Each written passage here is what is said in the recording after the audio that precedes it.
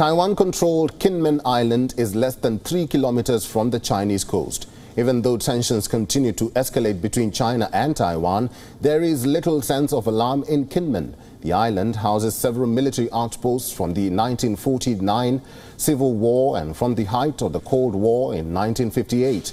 It is also home to many war veterans, but the island's administration is working hard to promote the island as more than just a war monument. Take a look.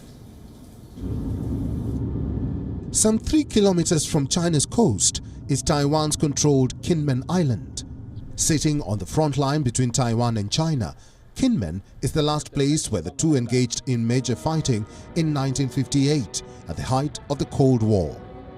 The memories of that war remain burned into minds decades later. This is Chen Yingwen. He describes how he used to shoot flares and Chinese trawlers that got too close. He says that soldiers at other posts would shoot their rifles at the vessels.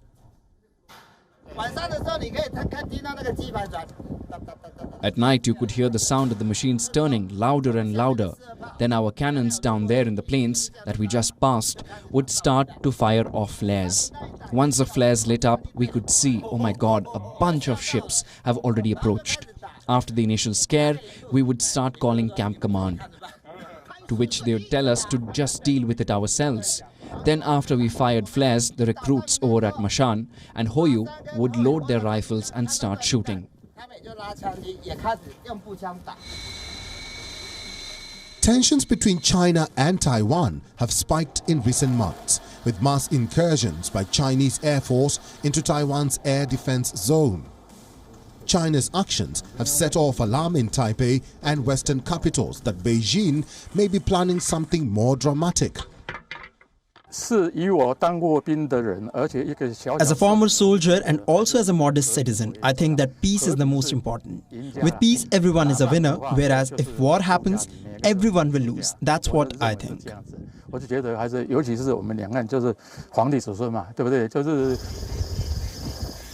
Kinmen, along with Matsu Archipelago, has been held by the government in Taipei since the defeated Republic of China forces fled to Taiwan in 1949 after losing the civil war with the communists.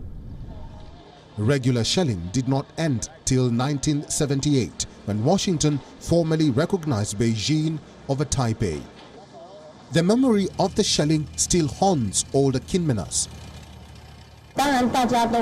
Of course, everyone is afraid of war, but I hope there can be peace in the Taiwanese Strait. I hope that we can join hands and get along. If there are any problems, we can sit down and talk it out. We should not ignite the fuse of war.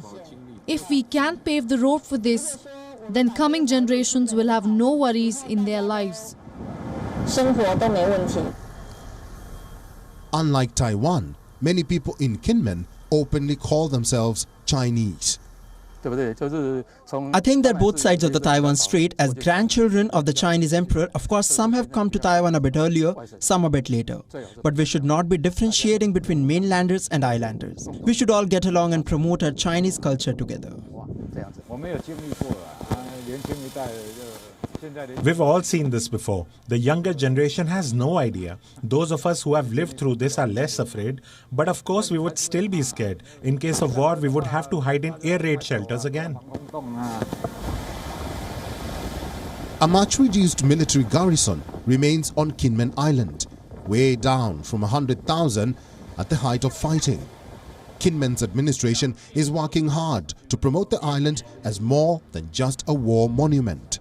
But the remnants of war are everywhere, from bunkers on the beach to anti-landing fortifications lining the shores and tanks rumbling through the back streets.